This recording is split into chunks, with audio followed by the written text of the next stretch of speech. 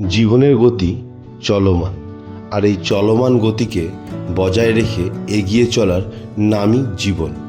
আজ বেরিয়ে পড়েছি সেরকম এক নতুনের খোঁজে। আসুন আপনাদেরকেও নিয়ে যাই সেরকম এক নতুনের খোঁজে।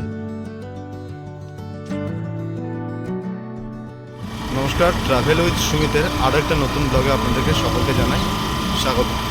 আজ চলেছি আমরা কেদারনাথ।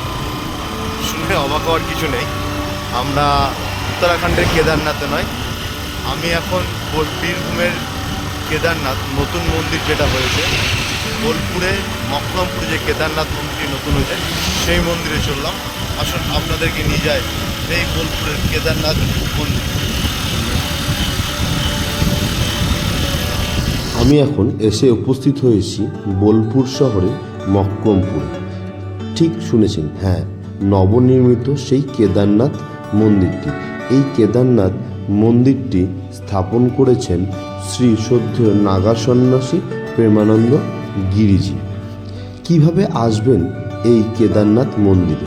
বোলপুর রেল স্টেশন কিংবা প্রান্তিক রেল স্টেশন থেকে যে কোনো টোটো বা অটোতে 20 টাকা থেকে 30 টাকা ভাড়ার বিনিময়ে আপনি পৌঁছে যাবেন এই কেদারনাথ মন্দিরে। এই মন্দিরে আসার বাস রুট সম্বন্ধে আপনাদের জানিয়ে রাখি।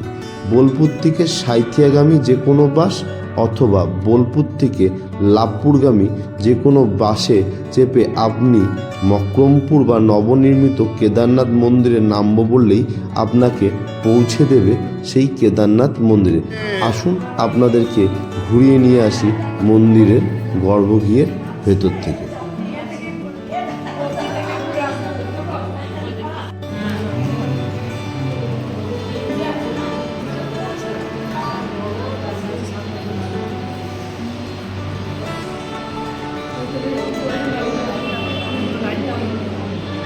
দেখি যে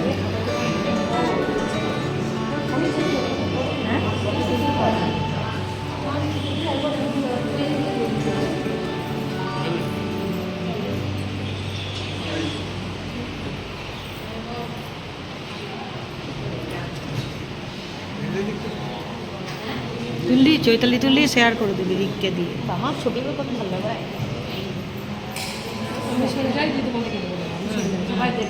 সবাই দেখবে বাবা। না না আর কি না, নামতে দেবে নাকি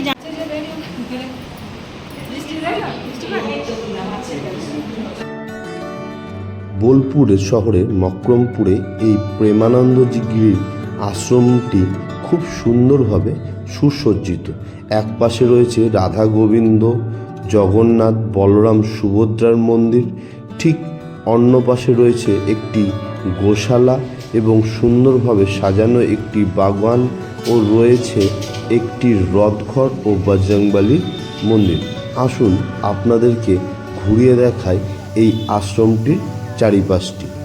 যারা এখনও আমার এই চ্যানেলটি সাবস্ক্রাইব করেননি তাদের কাছে অনুরোধ, চ্যানেলটি সাবস্ক্রাইব করে পাশে থাকা বেল আইকনটি প্রেস করতে ভুলবেন না। যদি কোনো ভুল ত্রুটি হয় কমেন্টের মাধ্যমে অবশ্যই জানাবেন। ধন্যবাদ। দেখা হচ্ছে পরের ব্লগে।